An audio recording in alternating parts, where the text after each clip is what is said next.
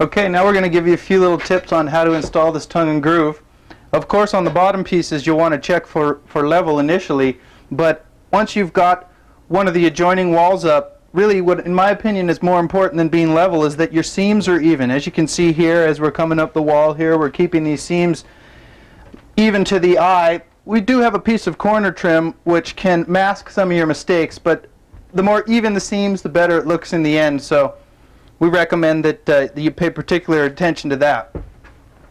As you come by, you're going to be coming on with your next piece of tongue and groove. A lot of times the tongues can be a little sticky, and what can be convenient is if you have just a scrap piece of tongue and groove right here, you can put it on top there and kind of beat on the top to make sure that the piece is seated down well.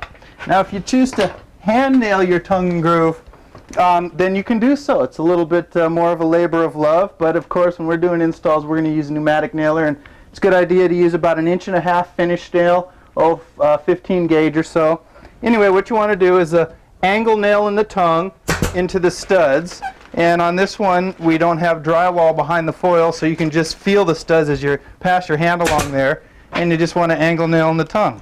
If you need to make an adjustment so that your seams match up, you can do so just by putting the previous nail a little bit higher in the tongue so that you can pull up the other piece just that little extra amount to keep the seams even.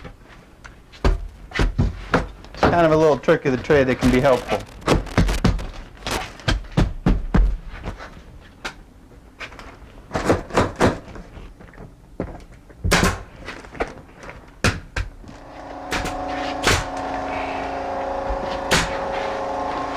Okay, once you get to the top here, what we recommend is that you don't nail the second to the last piece in, because a lot of times you need to keep this loose so that you can get your top piece in.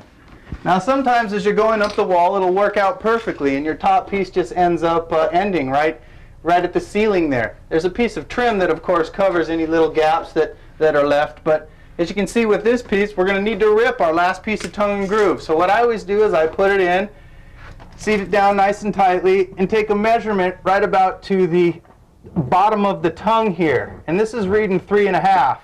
I always take a quarter off of that just so you can have enough room to fit it in there rather than having to go back there and cover it twice. It might leave an 1/8 inch gap as you see here, but again the trim covers all that. So we're going to go ahead and rip our piece now. Okay, so now that we've ripped our piece of tongue and groove to the proper size, you can come up here and kind of pull this second to the last piece out from the wall a little bit, and then you carefully place your last piece up there, placing the groove over the tongue. Sometimes it takes a little bit of a soft touch at this point, but once you get it in there you can see that it all fits together nicely. One thing we can recommend too is that you get a chisel or maybe a screwdriver up here to kind of help you pry the wood down so that you get a nice tight fit. Sometimes it takes a little bit of acrobatics.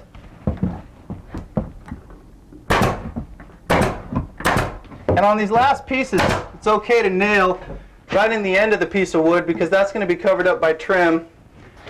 This second to the last piece doesn't have any nails in the tongue, but it's going to be held in there fine. Just the nature of the interlocking tongue and groove will take care of the lack of nails. You should have a top plate that runs all the way across the back here, so you can just go ahead and nail this top piece off like I'm doing right here. You can see here that we're putting a bead rather of clear silicone at the base of the wall here. What that's going to do is keep any moisture that drips down the wall from going back behind the wall and into the base plate. Real simple, quick and easy precautionary measure to take. We highly recommend that you do this.